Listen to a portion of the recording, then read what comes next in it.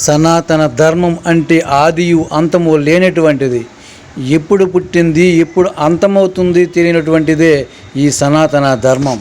నా సనాతనం సర్వజీవులను ప్రేమించేది, కానీ నీ మతాన్ని నమ్మకపోతే సంపమని చెబుతున్నటువంటి నీ ధర్మం గొప్పదా? గత 3500 సంవత్సరాలలో ఉద్భవించిన మతాలను సనాతన హిందూ ధర్మంతో పోల్చలేము.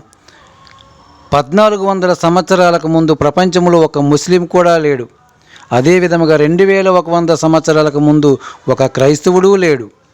2800 సంవత్సరాలకు ముందు ఒక బౌద్ధుడు లేదా జైనుడు లేడు.